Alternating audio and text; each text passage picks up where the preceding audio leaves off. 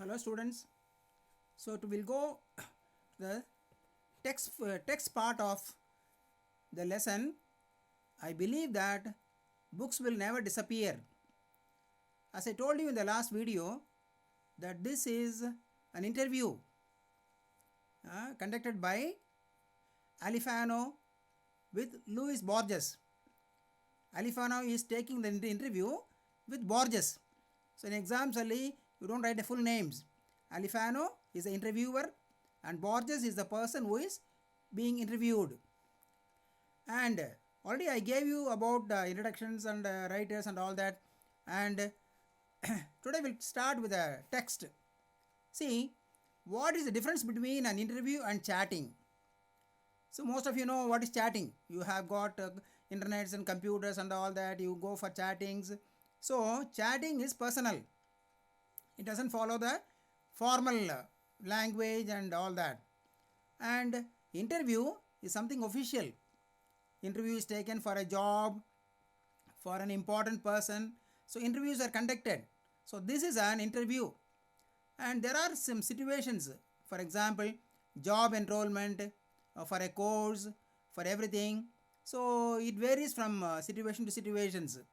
This is the pre-reading part of it. Next, we'll start with the text. Alifano starts with the first question. What was your first literary reading, Borges? What was your first literary reading? See, reading, different kinds of readings are there. For example, we read a newspaper just to know just for the time passing, and we read some novels just for entertainment. But literary reading, whatever we do for academic purpose, for example, what we are doing is a literary reading. So when we go to the school or college and start studying some things, that becomes literary reading.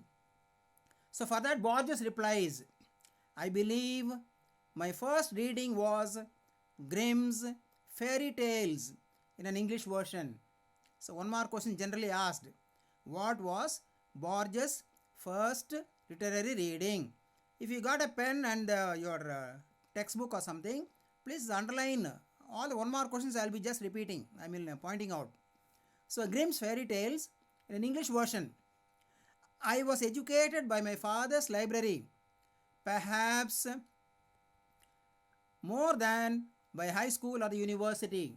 So that means he used to spend a lot of time in his father's library. His father's library used to be a lot of books used to be there, and he was going through them, studying them. So he learned more in his father's library than his school or college or the high school or the university. Even this is one more question. Where was Borges more educated? So in his father's library. Next question is, Alifano asks Borges, can we talk about Donna Leonor, your mother? So Borges' mother's name is Donna Leonor. So you all know what is Don and Donna. In Sunny Morning we had Donna Laura and Don Gonzalo. So similarly, Donna means lady, madam. So in as we say Srimati, Mrs. and all that. So Donna Leonor. Leonor is the name of Borges' mother. So Alifano wants to talk about his mother. Then Borges replies, my mother was an extraordinary person, not a normal person, an extraordinary person. I should speak above all of her kindness towards me. So one more question can be asked every line. What kind of person was Borges' mother? An extraordinary person. And what was the quality which Borges liked maximum? That is her kindness toward me. See this, there is a difference between American spelling and British spelling. I told you in Vandana Shiva's lesson, that is also an American spellings. American don't use two words. They write toward. Whereas British people say two words. And as I told you, we are following British English for academic purpose. In exams, you have to write only British spellings, two words. And if you start writing two word and tell that, sir, it is in the book, you won't get marks. So Then I'll tell you a secret of mine. See, what a nice way of telling. I'll tell you my secret, Allah. I'll tell you a secret of mine.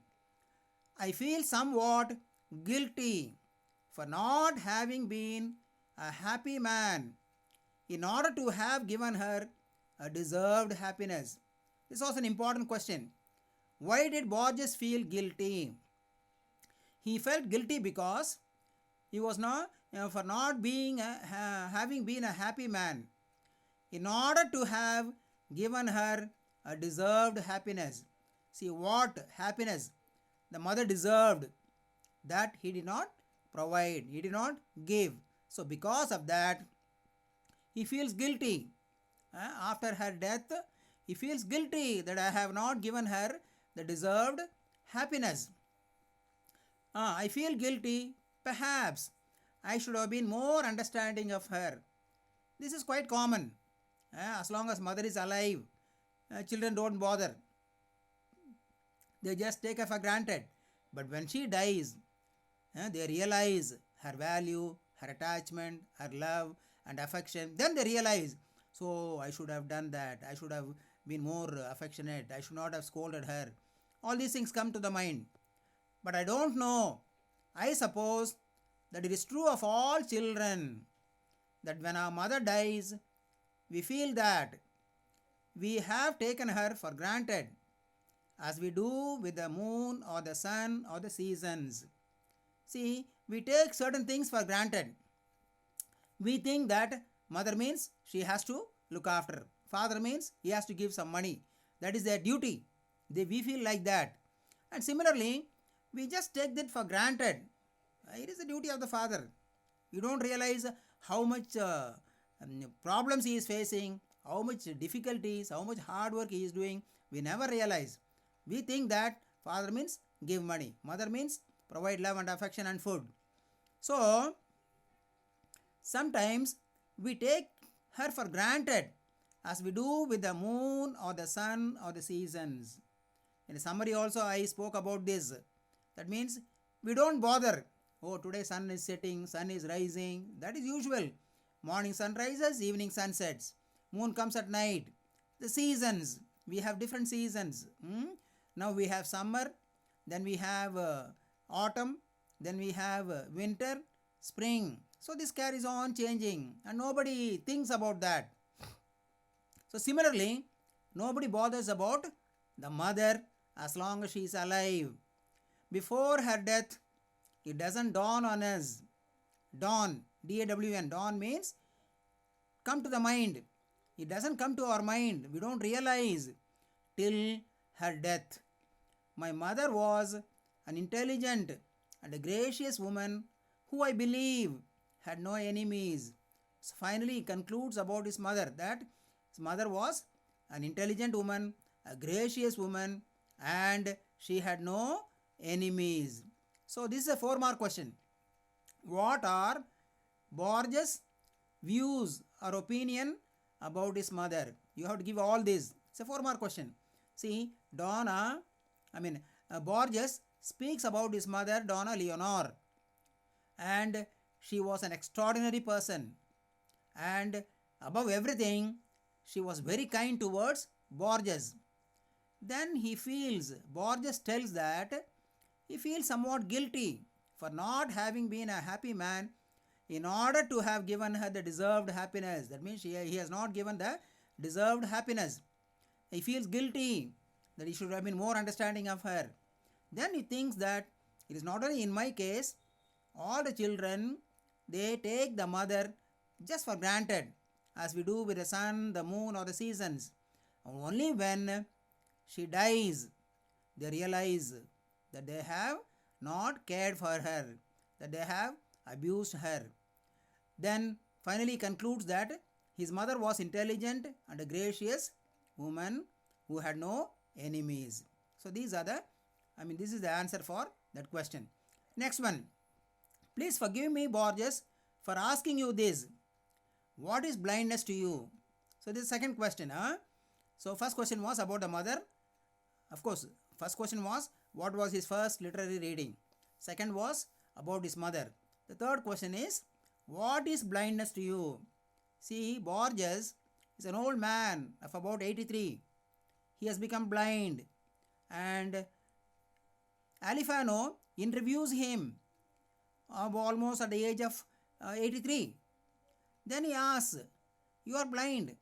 What is blindness to you?" Well, now it is a way of life. Borges tells that it is a way of life. When I was young, I was very strong. When I became old, I have become weak. I have lost my eyesight. It is a way of life. A way of life that is not entirely unhappy. I told you in English, if it is a double negative form, not unhappy means quite happy. That means he does not feel sad.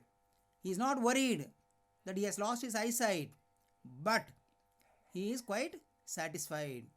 I also told you about the great poet John Milton, who at the age of 30 or something he became blind. Then he realized, see, God has given me some talents, some gifts, this gift of writing. Then I should use it. Otherwise, I have to give an account at the end. So he starts writing the biggest poems in his life. Paradise Lost and Paradise Regained, thousand lines. Similarly, Borges also feels that blindness is a way of life which is not entirely unhappy. A writer, and I believe generally all persons must think that whatever happens to him or her is a resource. Underline this word resource. That means whatever happens to a person, it may be good, it may be bad, it may be anything. That is a resource. That means from that we must build up something. That is a resource. All things, here he refers to his blindness. It is a resource. All things have been given to us for a purpose.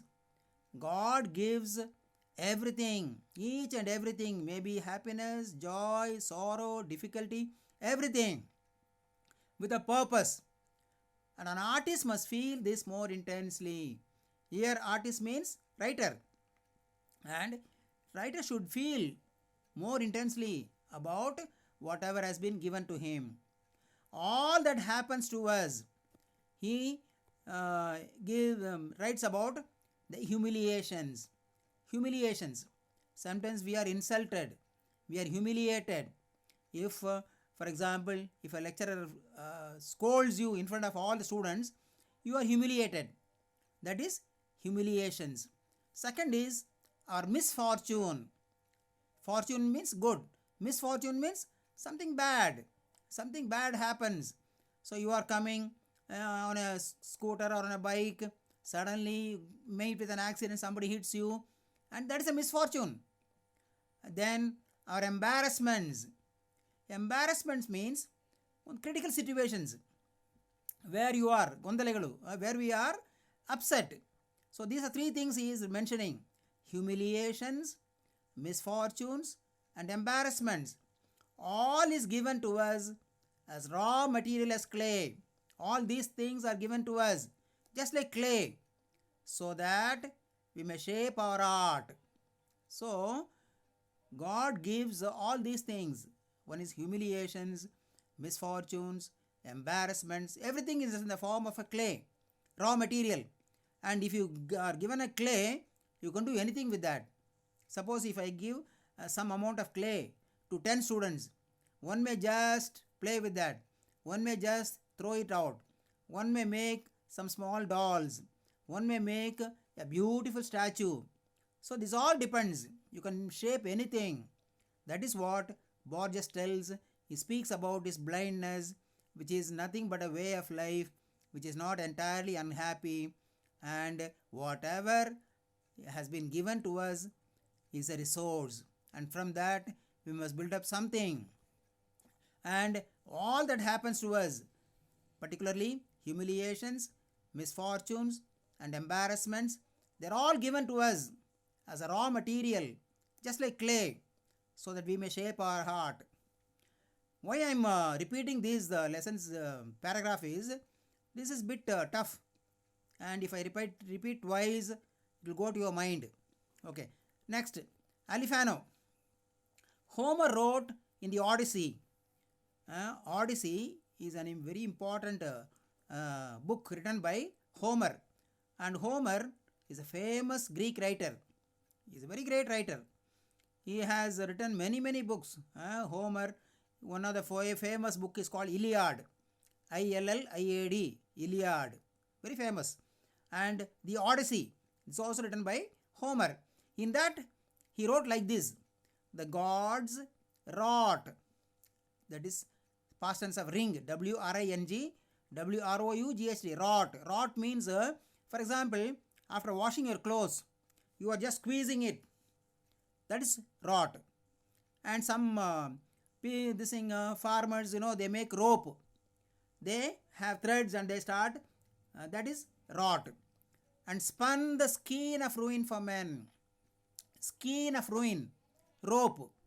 See, gods wrought and spun the skein of ruin. Spun. That means rope. What rope? Of ruin. Nasha. For men. So God has made this purposely, that there might be a song for those yet to be born, so that people will remember. They will remember. They will learn a lesson. That is why there is a small story that is called the gifts of God. God has given all the gifts to man. He was having a jar, and he was pouring all the gifts to man. And finally, he thought, if I give everything, man will not come back. He will not look at me at all. So then he stopped pouring. And he found only one was inside. Only one gift was inside. You know what was the gift? The gift of rest. Vishranti. ಮನುಷ್ಯನಿಗೆ ವಿಶ್ರಾಂತಿ ಇರಬಾರದು, ನೆಮ್ಮದಿ ಇರಬಾರದು. ಆವಾಗ ಅವನು ನನ್ನ ಹತ್ರ ಬರ್ತಾನೆ. So that is why God knows that if I give everything, that is what in the Bible, the first man and woman, Adam and Eve, they had everything. Still they sinned. They disobeyed God. Similarly, here the gods wrought and spun the skein of ruin for men, that there might be a song for those yet to be born. See, important lines, you have to read them as it is and learn them as they are. Then only you get marks. You can't change it. The gods made, spun and all. No. The gods wrought and spun what? The skein of ruin for men. Why? That there might be a song for those yet to be born. See, we have to learn from the mistakes of older generations. We must learn from them and we must improve. Then, Borges, it is the same idea. So Borges also tells, yes, it is the same. I too have written about this. In one of my poems, I say that humiliation, misfortune, discord were given to us so that we may transmute them. You know what is transmute? We may change them. You might have studied about transmutation in your chemistry and all. Then total change. For example, you have got water. If you start heating it, it becomes a gas. That is a transmutation. So that we may make from the miserable circumstance of our life eternal works, or works that aspire to be so. It's a bit difficult sentences. See, even Borges says that I have written in one of my poems about this. What? Humiliation, misfortune, and the third one is not embarrassment, discord. Discord means disagreement. Binabhipraya, discord, were given to us so that we may transmute them. ದೇವರು ಕಷ್ಟ ಯಾಕೆ ಕೊಡ್ತಾರಂದರೆ ಅದನ್ನು ನಾವು ಸಂತೋಷಪಡಿಸಬೇಕು. We have to change them. We have to transmute them. From that we must learn something. Then, so we must make from the miserable circumstance of our life eternal works, or works that aspire to be so. All great men, they were not born great. They had lot of sufferings, but then they became great. From that sufferings, they have become great. Then Borges refers to a great writer, that is Goethe. Goethe. Goethe. He is a German writer. So he writes, the words are in German. Alles nahi word fen. That meaning is all that is near becomes far. So what does Goethe say? All that is near becomes far. It has got a deeper meaning. See, whatever we think it is near to us, it is not near to us. Mother thinks that my son is everything. He will look after me. He is my everything. But when he gets married, he doesn't turn to her. He is always behind his wife. So then she realizes, yes, I thought he is mine, but he is not mine. I thought he is near. He is not near. Similarly, in this case, Goethe refers to the sunset. As you know, sunrise and sunset, if you stand on the top of a hill or a big place, they look very near. They look very, very near. But they look very near, but they are really far. All things leave us. Nothing stays with us. Everything goes. Here, Goethe refers not only to the sunset but also to life. In life also, many things leave us. They don't remain with us. All things leave us. In my case, the visible world, that means eyesight, the visible world has moved away from my eyes, surely forever. He has lost his eyesight. He cannot see anymore. So he tells about that. But fortunately, it has been replaced by other things. See, when a man loses his eyesight, other senses will be very, very sharp. So that is what he says. It has been replaced by other things.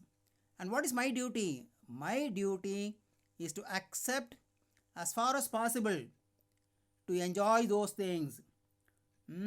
So I should accept my blindness. I should accept happily. And from that, I should learn and do more and more to enjoy those things. That is why what he is doing, I still continue pretending that I am not blind. So he feels happy. Though he is blind, he pretends that he is not blind. I still buy books. I still go on filling my house with the books. Why he does that? Because he feels happy. He thinks that he is not blind. Though he is blind, he wants to feel that he is not blind. It's also very important. Next, Alifano tells, there is a theme I would like us to speak about.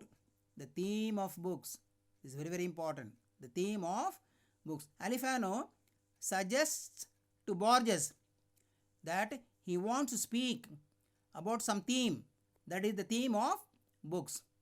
Then Borges replies, well, last night, in fact, I had a very strange dream. So one more question. What kind of dream did Borges have?